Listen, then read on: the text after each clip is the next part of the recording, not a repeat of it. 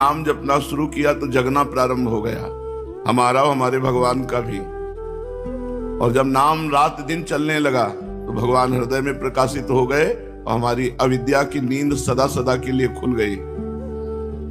इसलिए नाम न भूलो, चाहे कार्यरत हो या कार्यविरत हो, भोगरत हो या भोग विरत हो, नाम न छोड़ना। नाम नहीं छोड़ोगे तो जीत जाओगे, नाम छोड़ दिया तो हारे तो हैं ही। श्रीपाद प्रबोधानंद जी महाराज कह रहे, वाण्या गदगदया कदा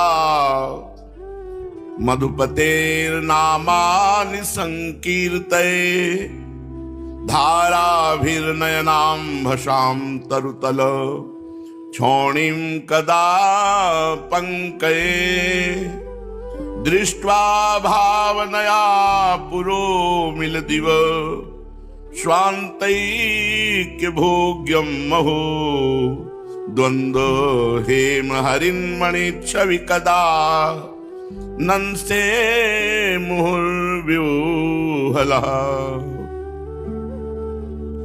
हाय, मैं कब अपनी वाणी से गदगद कंठ होकर भगवान मधुपति श्री कृष्ण के नाम और गुणों का गायन करूंगा। वाण्या गदगदया कदा मधुपतिर नामानि संकीर्तये। श्री हरिराम व्यास जी भगवान के मधुर नामों का पद गायन कर रहे हैं। जय श्री कृष्णा, जय श्री कृष्णा, जय श्री कृष्णा, जय जगदीशा, जय श्री कृष्णा, जय श्री कृष्णा, जय श्री कृष्णा, जय जगदीशा। असुर संहारन विपत्ति विदारन ईसन हूँ के ईसा। असुर संहारन विपत्ति विदारन ईसन हूँ के सा। जय श्री कृष्णा, जय श्री कृष्णा, जय श्री कृष्णा, जय जगदीशा, जय श्री कृष्णा, जय श्री कृष्णा, जय श्री कृष्णा, जय जगदीशा। कृष्ण मुरारी कुंज बिहारी,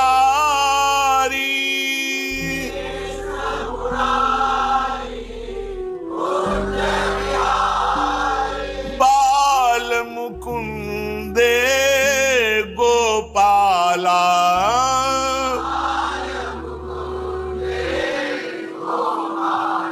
दीन उधारी संत सुधारी।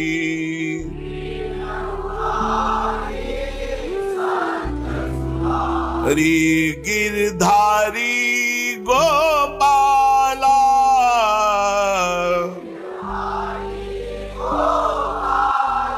दीन उधारी संत सुधारी।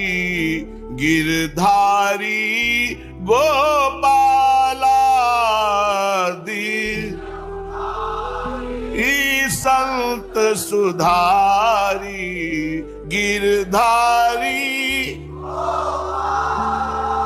कृष्ण मुरारी कुंज बिहारी, बाल मुकुंदे लाला। कृष्ण मुरारी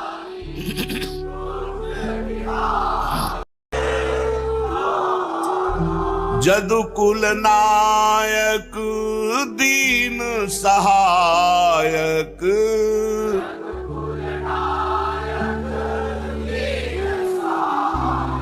सुखदायक जन बंधु,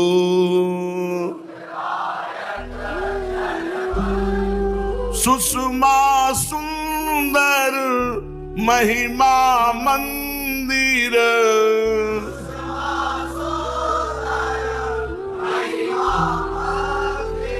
करुणा पूरन सिंधो, लो जय श्री कृष्ण, जय श्री कृष्ण, जय श्री कृष्ण जगदीशा।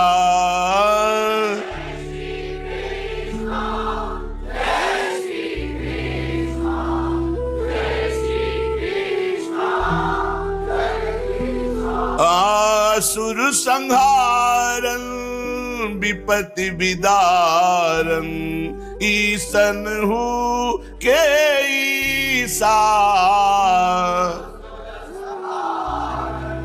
विपत्ति विदारन,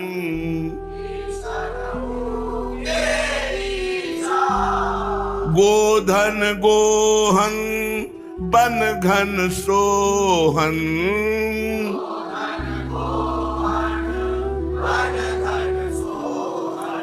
मनमोहन ब्रज चंदा,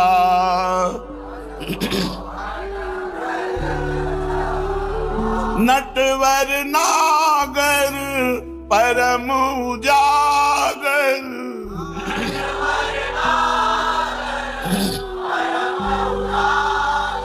गुण सागर गोविंदा,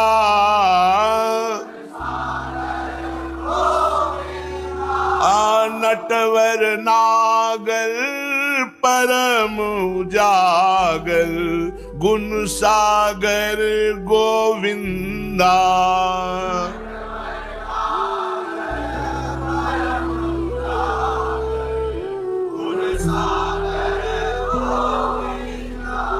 जदुकुल नंदन दनुज निकंदन,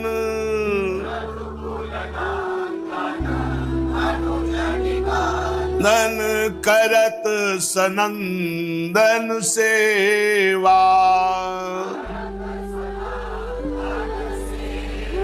जय गरुणासन प्रेम प्रकाशन,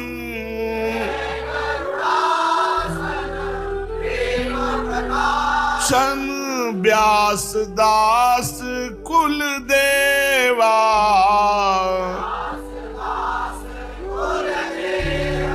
जय श्री कृष्ण, जय श्री कृष्ण, जय श्री कृष्ण जगदीशा।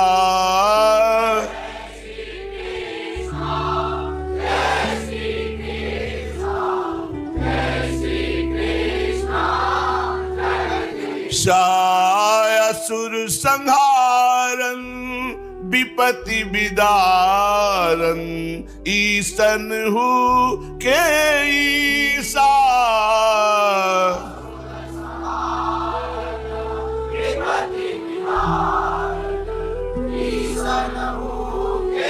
ईसा। जय श्री कृष्ण जगदीशा, जय श्री कृष्ण। वाण्या गदगदया कदा मधुपतेर नामान संकीर्तने, हमारी वाणी गदगद कंठ से युक्त होकर सदैव मधुपति भगवान श्री कृष्ण के नामों का कीर्तन करे। धाराभिनयनाम भसाम तरुतल क्षौणिम कदा पंकये, मेरे नेत्रों से इतने आंसू गिरे कि जहां मैं बैठ जाऊं वहां की धूल गीली हो जाए, पंकिल कीचड़ बन जाए। इतना मैं भगवान के आनंद में या विरह में रोऊं कि जहां बैठूं वहां की भूमि गीली हो जाए। गदगद कंठ से भगवान को पुकारूं, अश्रुधारा से भूमि को पंकिल करूं। दृष्ट्वा भावनया पुरो मिलिदिव स्वान्तैक भोग्यम महो। अहो, मैं ऐसी भावना के आवेश में मैं प्रियाजू की हूं। इसी भावना में मेरी सारी दिनचर्या जाए। हर समय मैं सहचरी भाव की ठसक में रहकर श्री श्यामा श्याम की सेवा में समय व्यतीत करूं। वाणी से गुणानुवाद करूं गदगद कंठ, नैनों से अश्रुधारा बहाऊं और हृदय से भावावेश में मैं श्री जी की सखी हूं, सहचरी हूं, आठों पहर उनकी सेवा में रहूं। और विशिष्ट द्वंद्व हेम हरिन मणिक छवि कदा नंसे मुहुर विवहला। अपने सामने इंद्रनील मणि श्याम सुंदर ताप्त कंचन गौरांगी सी प्रियाजू की शोभा देखकर विकल हो जाऊं और वृंदावन की भूमि में लौटूं, ऐसा कब होगा? हाय, मेरा जीवन कब ऐसा होगा जो भोगों से विरत होकर भगवान नाम कीर्तन करते हुए, अश्रु प्रवाह से भूमि को पंकिल करते हुए, भावावेश में आठों पहर श्री जी की सेवा में रहते हुए अचानक प्रिया प्रीतम का दर्शन पाकर विकल होकर वृंदावन की भूमि में रज में लौटूं, ऐसा कब सौभाग्य होगा? वृंदारण्य निकुंज सीमनि वसन प्रेमातुरश्चिन्तयन् स्वप्राणैक धनम किशोर मिथुनम द्रक्ष्याम्य कस्मात् कदा श्यामाः कंचन चंद्रिका रसमयी गौरीश्च काशिश्छटाः पश्यामि शृणुयाञ्च शीत मधुरा कश्चिन्मितो वाक्क्षुधा। केवल श्रीधाम वृंदावन में ही वास का दृढ़ नियम लेकर वृंदावन की सीमा के बाहर न जाना और वृंदावन में वास करते हुए एक क्षण भी प्रिया प्रीतम को न भूलना। आठों पहर प्रेमातुर होकर उनकी सेवा का ही चिंतन करना। अब श्रृंगार करना है, अब भोग लगाना है, अब श्री जी को शयन कराना है, श्री जी का उत्थापन कराना है, श्री जी को वन विहार कराना है, अब श्री जी का ब्याहुला करना है, श्री जी को शयन भोग लगाना है, श्री जी को शयन कराना है। आठों पहर श्री जी की सेवा का ही चिंतन, इसी में डूबे रहे। और अकस्मात अपने जीवनाधार श्री युगल सरकार को अपने सामने देख करके प्रगट प्रेमातुरस चिंतन, प्रेम आतुर होकर उनका चिंतन कर रहे हैं। अकस्मात देखा कि सामने युगल सरकार खड़े। स्वप्राणिक धनम, हमारे प्राण धन, किशोर मिथुनम, युगल सरकार, दक्षाम अकस्मात कदा, कभी अकस्मात मैंने देखा कि अरे मेरे सामने तो प्रिया प्रीतम विराजमान है। कैसे? श्यामा कांचन चंद्रिका रसमयी गौरीश्च, श्री श्यामा जी अद्भुत कांति प्रकाशित करती है, अद्भुत गौर वर्ण है हमारी श्री लाडली जी का।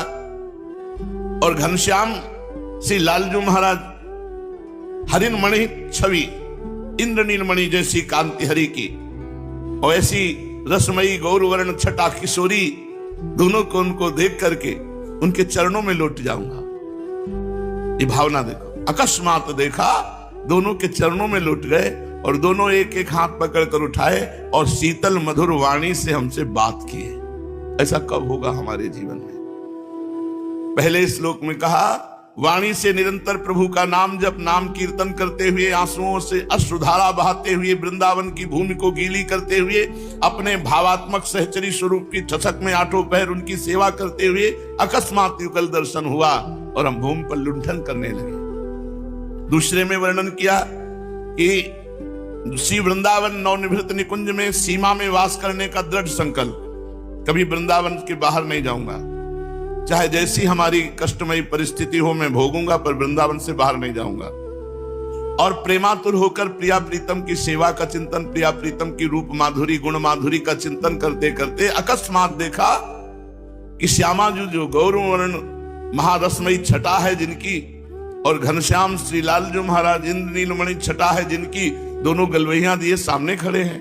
तो साष्टांग दंडवत उनके चरणों में लौट गए, एक एक हाथ पकड़ करके दोनों ने हमें उठाया और दोनों हमसे बात किए, निहाल कर दिया। ये सौभाग्य ब्रह्मा जी को भी आज तक नहीं मिला। जो श्रीपाद कह रहे कि एक एक कर कमल पर, एक प्रियाजू ने कर कमल पकड़ा, एक लालजू ने, दोनों उठा लिए और दोनों बात कर रहे हैं हमसे। ये सौभाग्य ब्रह्मा जी को भी नहीं मिला। ये सौभाग्य बड़े बड़े देवताओं, न देवैर ब्रह्मादेर न खलु हरि भक्तैर न सुहृदा, भगवान की सुहृद जनों को भी ये सौभाग्य नहीं मिला। ये सौभाग्य देने वाली वृंदावन की भूमि है, वृंदावन के रसिकजन है, वृंदावन का अखंड वास है और प्रिया प्रीतम का अनन्य भाव से चिंतन यही प्रदान करता है। पूज्यपाद श्री पंडित गया प्रसाद जी महाराज, साधक के जीवन में कटुता को सर्वथा अभाव होना चाहिए, कटु स्वभाव नहीं होना चाहिए, मृदु स्वभाव होना चाहिए। इतने बड़े संसार में अपनों एक हु शत्रु ना होए तब भगवान की प्राप्ति होगी। एक भी शत्रु नहीं होना चाहिए, किसी से भी थोड़ा भी द्वेष होगा तो भगवत प्राप्ति नहीं होगी। लाला बाबू, उनका चरित्र भी है। वो जब श्री कृष्णदास जी से कहते, गुरुदेव भगवान थे उनके, कि अब विरक्त भेष दे दो, कहते अभी नहीं। एक लंगोटी लगाते, झोली टांग कर मधुकरी मांगते, रात दिन भजन करते लाला बाबू जी। उनके श्याम चंद्रमा जी ठाकुर जी में बहुत महिमा में है। उन्होंने विचार किया कि मेरे में कौन सी कमी है जो गुरुदेव मुझे विरक्त भेष नहीं दे रहे। सर्वस्व धन का त्याग, सब भोगों का त्याग, कौपीनवंता खलु भाग्यवंता, एक लंगोटी लगाए हुए मधुकरी से जीवन यापन, कोई उनको त्रुटि नहीं दिखाई देती। और जब कहते तब कहते अभी नहीं, अभी तुम योग्य नहीं हुए हो विरक्त वेश के। तो उनके दिमाग में आया कि रंगनाथ जी के सेठ से उनकी लाग डांट चलती थी, द्वेष था रंगनाथ जी के सेठ से। तो उन्होंने विचार किया कि शायद सृष्टि में और किसी से हमारा द्वेष नहीं, रंगनाथ जी के सेठ से, शायद यही हमारी विरक्ति में बाधा पड़ रहा हो।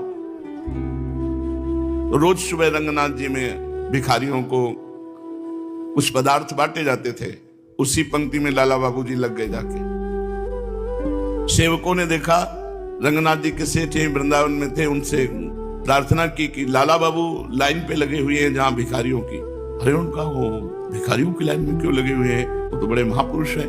तो हाथ में थाल और थाल में रत्न आदि लेकर के आए और कहा, बाबूजी आप भिक्षा की पंक्ति में क्यों खड़े हैं, आपका तो स्वागत है। तो उनका, नहीं, मैं भिक्षुक हूं, मुझे एक मुट्ठी चावल केवल जैसे सबको बांट रहे वैसे मुझे दे दो।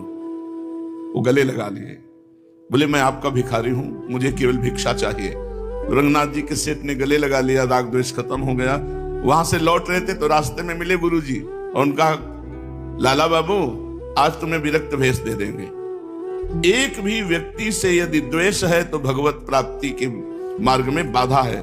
इसलिए पंडित गया प्रसाद जी महाराज कह रहे हैं, बाबा गिरिराज वाले, इतने बड़े संसार में अपनों एक हु शत्रु न बन पावे। सेवक जी महाराज लिखते हैं, हरिवंश नाम लीन जे अजात शत्रु ते सदा, प्रपंच दंभ आदि दय तहां कछु न पेखिए। जो श्री हरिवंश श्री हरिवंश श्री हरिवंश ऐसा नाम रटता है तो इस नाम के प्रभाव से संसार में उसका कोई एक भी शत्रु नहीं होता। अजात शत्रु से ही कहते हैं पूरी सृष्टि में एक भी कोई दुश्मन न हो, एक भी कोई द्वेष का पात्र न हो, तभी वो सर्वात्मा भगवान को प्राप्त कर पाता है। तो इतने बड़े संसार में अपनों एक हु शत्रु न बने और न काहू सो आसक्ति रहे, किसी से ज्यादा आसक्ति ना हो जाए, ना किसी से बैर और ना किसी से मित्रता, सम अवस्था, सबके प्रति समान भगवत भाव, ना काहू सो आसक्ति और ना काहू सो विरोध। कबीरा खड़ा बाजार में सबसे पूछे खैर, ना काहू सो दोस्ती और ना काहू सो बैर, किसी से ना दोस्ती ना किसी से बैर। एक ही ईश्वर की संतान होए वे सो, सब ही अपने बंधु ही हैं, क्योंकि मित्रस्य दृष्टया समीक्षा महे। वेद भगवान आज्ञा करते हैं कि सबके प्रति मैत्री भाव रखो, पर कहीं आसक्ति ना होने पावे। भगवान ने भी कहा, अद्वेष्टा सर्वभूतानां मैत्रः करुणैव च, लेकिन निर्ममो, मित्रता हो पर ममता ना हो, मित्रता हो पर आसक्ति ना हो। ये बड़ी कला है, अध्यात्म ही इसमें पुष्टता देता है कि हमारी आपसे मित्रता है पर ममता नहीं, आसक्ति नहीं है। मित्रस्य दृष्टया समीक्षा महे। सेवक जी महाराज सेवक वाणी में वर्णन करते हैं, सब जीवन सो प्रीति पर रीति निबाहत आपनी। हरिवंश धर्म की रीति क्या है? सुख देवे को चावचित, सब सो हित निष्काम। निष्काम सब जीवन सो प्रीति, पर रीति निभात अपनी। अपनी रीति क्या है? सब सो हित निष्काम मति, किसी से कुछ नहीं चाह, स्वार्थ वसात किसी से प्रेम नहीं, सबसे निष्काम प्रेम। ये प्रेमी धर्मी की एक वृत्ति होती है, उसमें स्वार्थ भाव रहता ही नहीं है। वो सबसे प्यार का बर्ताव करता है, किसी से भी आसक्ति नहीं, किसी से ममता नहीं, किसी से कोई चाह नहीं। श्री वृंदावन और गिरिराज जी की परिक्रमा की रज सदैव शरीर में लगी ही रहे, रज सदैव शरीर में लगी ही रहे। दूसरों तुम्हारी निंदा भले ही करे, तुम अपनी निंदा सुन ले, पर काहू की निंदा कबहू मत करो। वृंदावन गिरिराज जी की परिक्रमा की रज शरीर में लगी रहे, और तुम्हारी कोई निंदा करे तो उसे सह लो, तुम किसी की निंदा मत करो। कोई तुम्हारी हानि कर दे, पर तुम पलट के काहू की हानि मत करो। कोई तुम्हारा अपमान कर दे तो तुम सह ले, पर तुम काहू को अपमान कबहू मत करो। ना कबहू काहू पे क्रोध करो, क्योंकि तपस्या एवं यज्ञादिकों को जो दान दिया जाता है, क्रोध आने पर वो सब नष्ट हो जाता है। तपस्या पुण्य ये सब नष्ट हो जाता है जब क्रोध आता है। इसीलिए काम क्रोध लोभ को नरक का द्वार बताया गया है। त्रिविधम नरकस्येदम द्वारम नाशनमात्मनः कामः क्रोधा तथा लोभः तस्मात् त्रयम् त्यजेत्। काम क्रोध मद लोभ सब नाथ नरक के पंथ, सब परिहर रघुवीर हैं भजो भजय जय संत।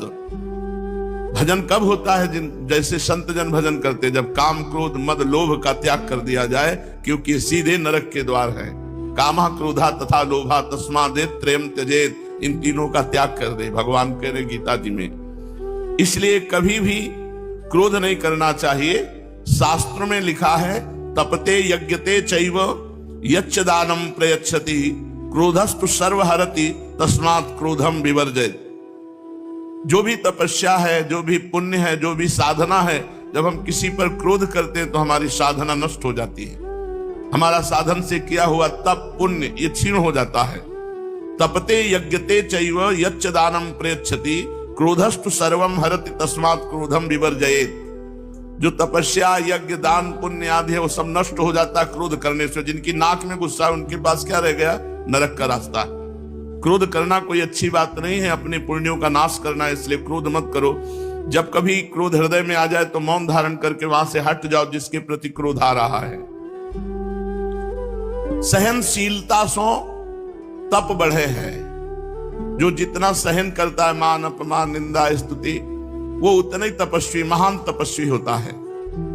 देखो व्यर्थ चिंतन ना होने पावे, कबहू काल वृथा नहीं जाए। सेवक जी महाराज कह रहे हैं कभी काल माने समय व्यर्थ नहीं जाना चाहिए, व्यर्थ के चिंतन में नहीं जाना चाहिए। चिंतन तो होगा ही, यदि भगवत चिंतन नहीं करोगे तो विषय चिंतन होगा, विषय चिंतन करोगे तो व्यर्थ चिंतन है, वो व्यर्थ चिंतन तुम्हारे जीवन को व्यर्थ कर देगा।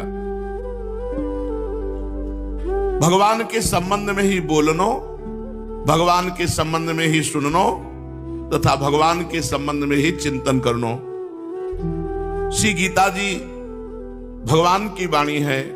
स्वयं भगवान कहते हैं मयि एव मन आधत्स्व मयि बुद्धिम निवेशय निवशिष्यसि मयि एव अत ऊर्ध्वं न संशयः। मेरे में मन लगा दो, मेरे में बुद्धि लगा दो, तुम मेरे में ही निवास करोगे, इसमें कोई संशय नहीं। अर्थात आप भगवान में वास करेंगे। हम अपने मार्ग में ठीक चल रहे हैं, यह तब समझनो जब अपनो स्वभाव दिन व दिन सरल बनतो जाए, भजन में बनतो जाए, तो जानो तुम्हारा मार्ग ठीक है। स्वभाव सरल मृदु सरस भजन में जीवन, तो आपकी अध्यात्म में उन्नति हो रही है। अति उत्तम स्वभाव बने। एक वाक्य मिले कि हैं जितनी बातें दुनिया की सब भूल गए कछु याद नहीं। ऐसा स्वभाव, ऐसा भजन में रति कि हैं जितनी बातें दुनिया की सब भूल गए कछु याद नहीं। अब एकमात्र प्रिया प्रीतम, अपने में दुर्गुण को बढ़ावा देना पशुता है, गंदी बातें करने का उत्साह रखना पशुता है। एवं अपने में सद्गुण बढ़ानो, दिव्यता लानो। या समय भले ही कोई युग बरत रहे हो,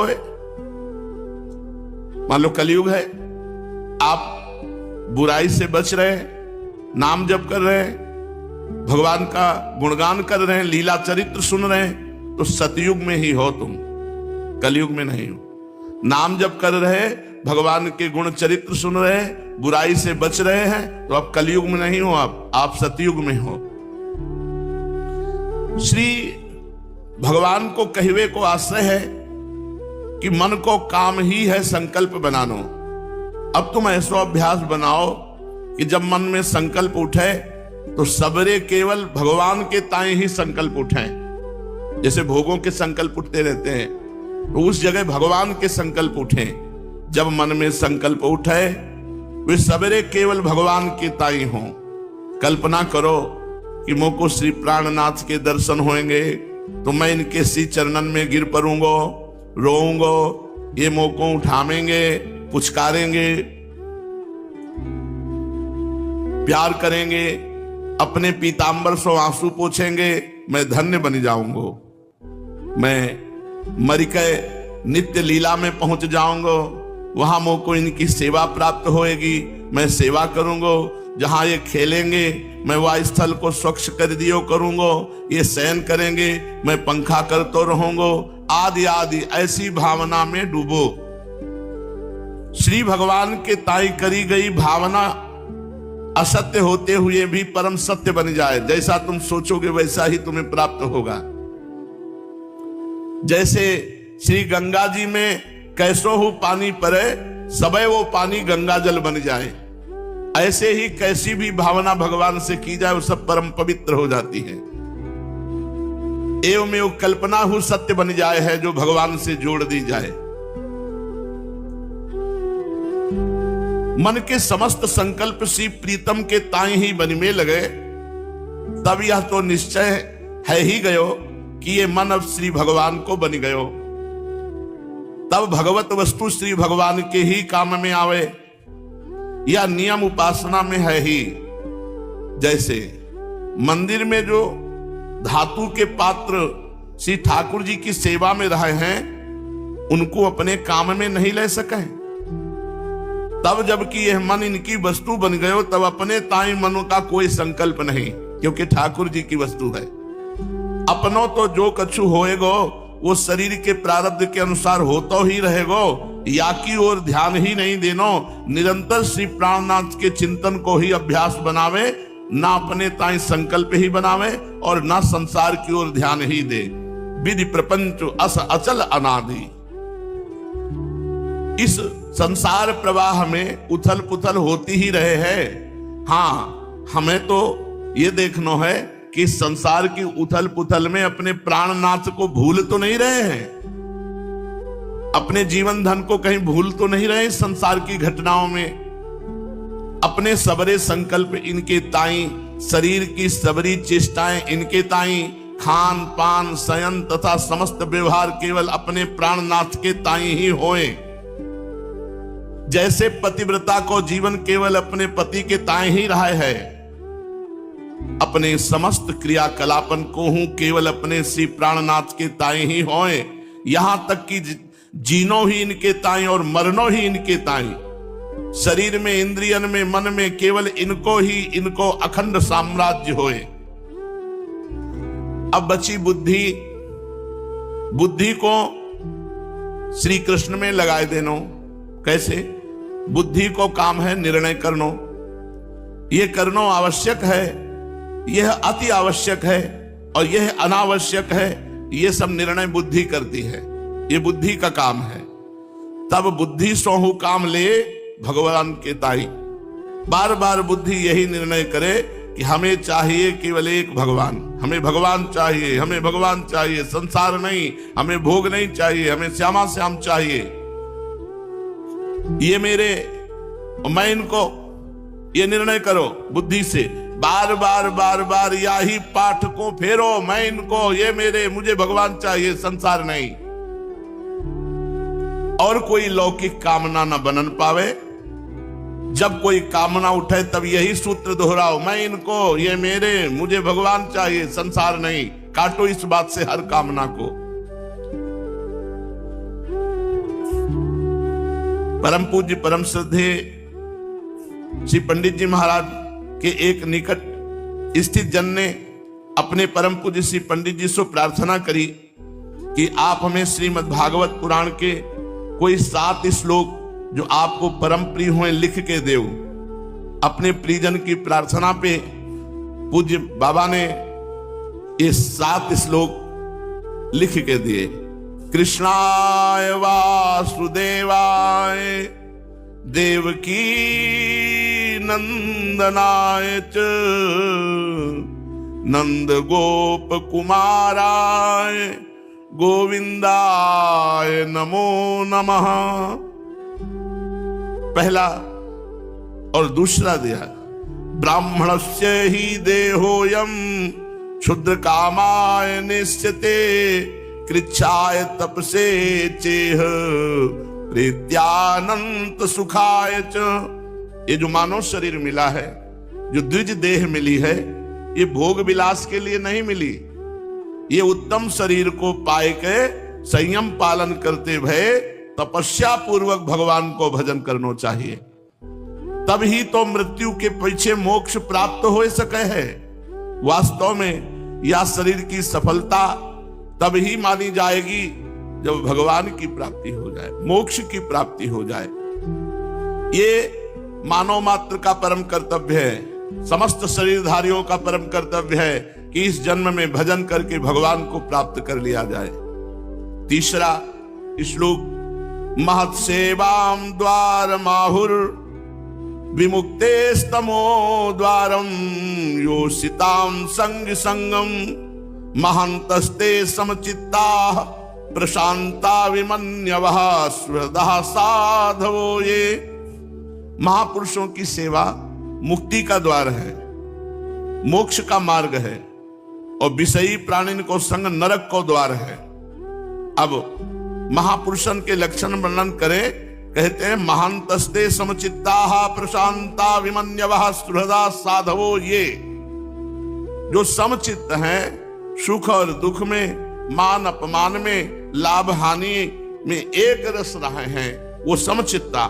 जो शत्रु मित्रों में भेद नहीं रखे हैं, जो सदा शांत रहे हैं, प्रशांता, जो कबहू क्रोध नहीं करे हैं, विमन्यवः, और सबसे मैत्री भाव रखे हैं, सुहृदः साधवो। ये ऐसे सदाचारी जनों को महात्मा कहा गया है, और ऐसे महात्माओं का संग मोक्ष का द्वार है, और कामी पुरुषों का संग नरक का द्वार है। चौथा श्लोक, रहो गणे तत्तपसा न याति न चेजया निरूपणात् गृहाद्वा न छंदसा नैव जलाग्नि सूर्यैर् बिना महत्पाद रजोभिषेकम। श्री जड़ भरत जी महाराज राजा रहुगण को समझाए रहे हैं कि हे रहुगण, वा परम तत्व को जाको ज्ञान कहे हैं, जाको वासुदेव कहे हैं, वही पाए सके है जो महापुरुषन की श्री चरण रज में अपनों को अभिषेक करे हैं। जब ताई महापुरुषन की चरण रज ग्रहण नहीं करोगे, वह परम तत्व हाथ नहीं लग सके है। चाहे भले ही कठिन सो कठिन तपस्या कर लियो, चाहे बड़े से बड़ो यज्ञ कर लियो, चाहे बड़ो भारी बैरागी बन जाओ, चाहे पूरे गृहस्थ बन के देख लियो, चाहे वेद पाठ कर लियो, चाहे जल की उपासना कर लियो, चाहे अग्नि की उपासना, चाहे सूर्य की उपासना, इनमें सो एक प्रयत्न भगवत प्राप्ति नहीं करा सके जब तक महापुरुषन के चरण रज से अभिषेक नहीं करोगे। केवल एक ही प्रयत्न है, महापुरुषों के चरणन की रज को अपने माथे पे श्रद्धा पूर्वक धारण करनो, बस। 5वां श्लोक, परम धाम को अधिकारी वही है जामे या लक्षण जागृत हो जाए। शांता समदृशः शुद्धा सर्वभूतानुरंजना यांत्यंजसाच्युत पद मच्युत प्रिय बांधवा।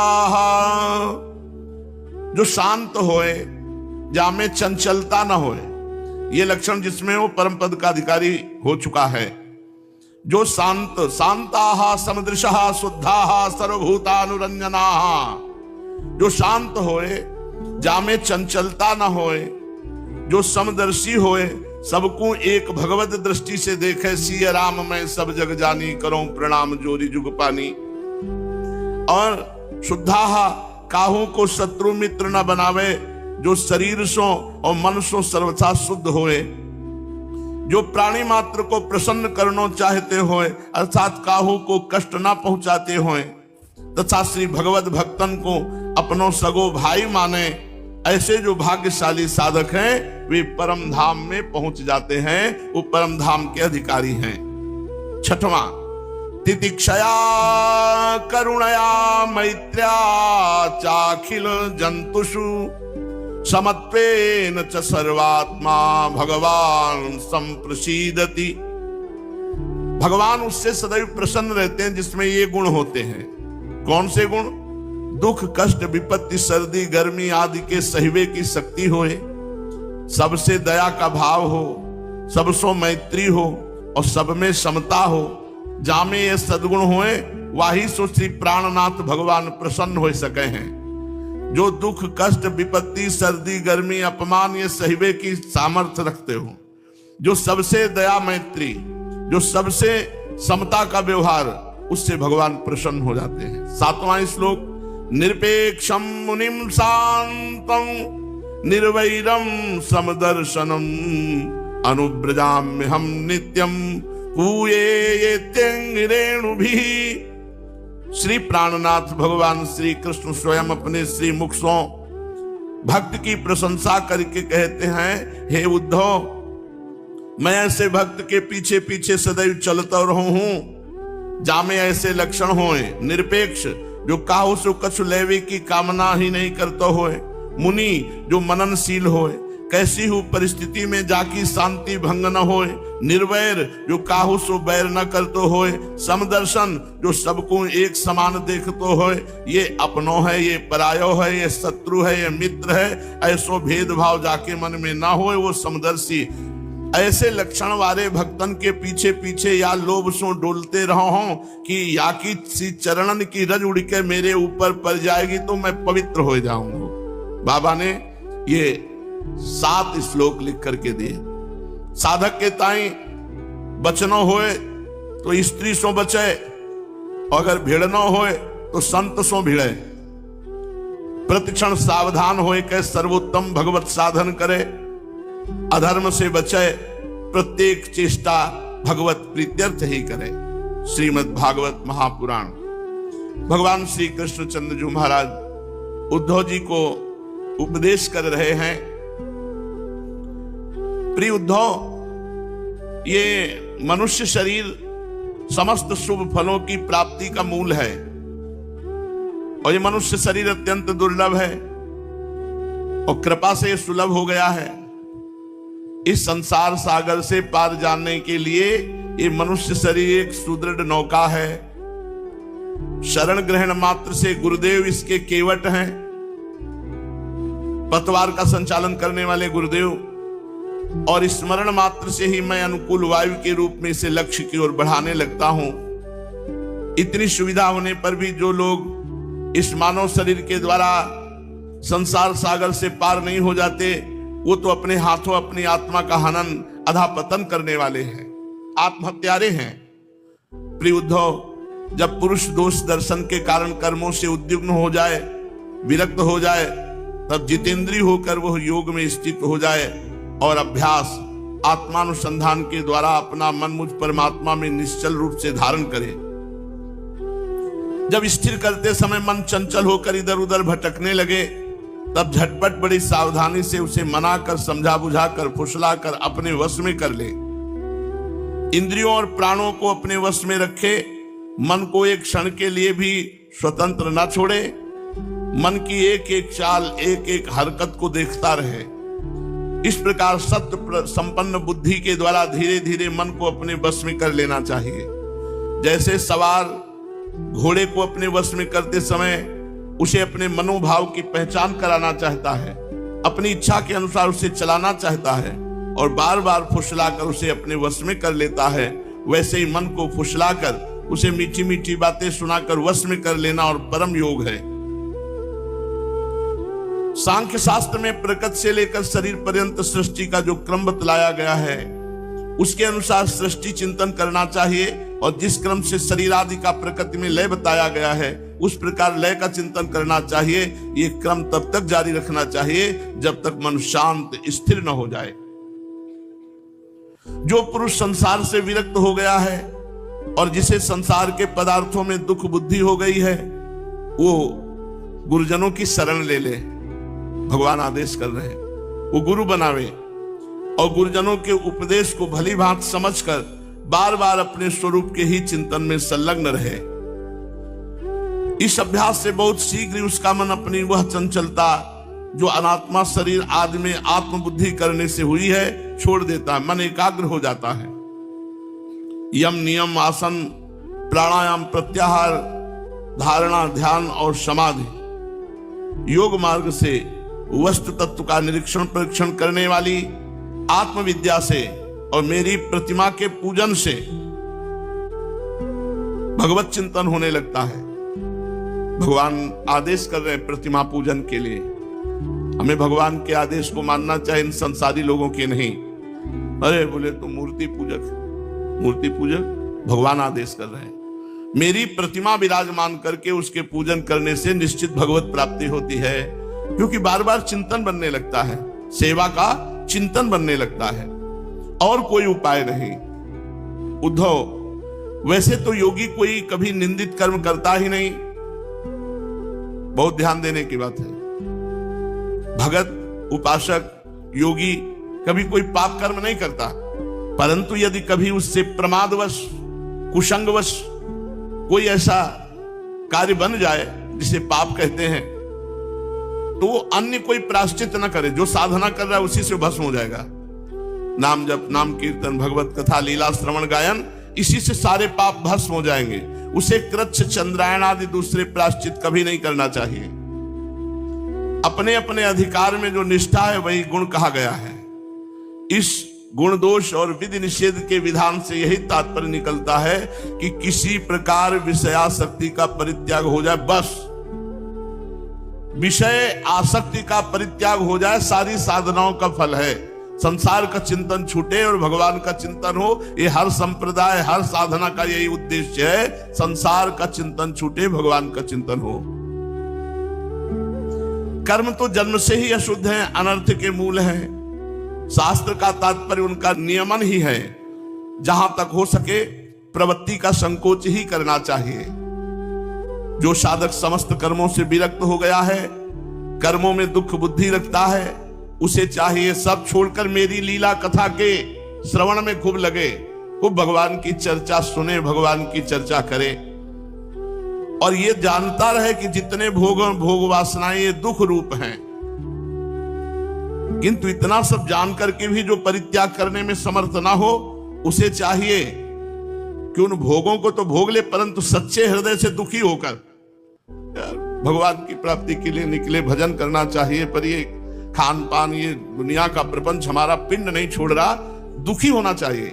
जैसे संसारी आदमी जब मनोनुकूल भोग मिलता है तो सुखी होता है, लेकिन भक्त को जब मनोनुकूल भोग मिलता है तो वो दुखी होता है, वो रुदन करता है, हे भगवान कब मैं इस प्रपंच से ऊपर उठूं। उसे सच्चे हृदय से दुखजनक समझे और मन ही मन उसकी निंदा करे तथा अपना दुर्भाग्य समझे। साथ ही इस दुविधा की स्थिति से छुटकारा पाने के लिए श्रद्धा, दृढ़ निश्चय और प्रेम से मेरा भजन करे। इस प्रकार मेरे बतलाए हुए भक्ति योग के द्वारा निरंतर मेरा भजन करने से, भक्ति योग के द्वारा निरंतर मेरा भजन करने से मैं उस साधक के हृदय में आकर बैठ जाता हूं और मेरे विराजमान होते ही उसके हृदय की सारी वासनाएं अपने संस्कारों के साथ नष्ट हो जाती हैं। इस तरह जब उसे मुझ सर्वात्मा का साक्षात्कार हो जाता है तो उसके हृदय की गांठ टूट जाती है, उसके सारे संशय छिन्न भिन्न हो जाते हैं, कर्म वासना सर्वथा क्षीण हो जाती है। इसी से जो योगी मेरी भक्ति से युक्त है और मेरे चिंतन में मगन रहता है, उसके लिए ज्ञान अथवा वैराग्य की आवश्यकता नहीं है। कितनी सुंदर बात कह रहे हैं भगवान, न वैराग्य की आवश्यकता है और न ज्ञान की। जो भगवान की कथाएं सुन रहा है, भगवान का नाम जप कर रहा है, नाम कीर्तन कर रहा है, उसे किसी और साधन की जरूरत नहीं है। उसका कल्याण तो प्रायः मेरी भक्ति के द्वारा ही हो जाता है। कर्म, तपस्या, ज्ञान, वैराग्य, योगाभ्यास, दान, धर्म और दूसरे कल्याण साधनों से जो कुछ स्वर्ग अपवर्ग मेरा परम धाम अथवा कोई भी वस्तु प्राप्त होती है, वह सब मेरा भक्त मेरे भक्ति योग के प्रभाव से ही यदि चाहे तो अनायास प्राप्त कर लेता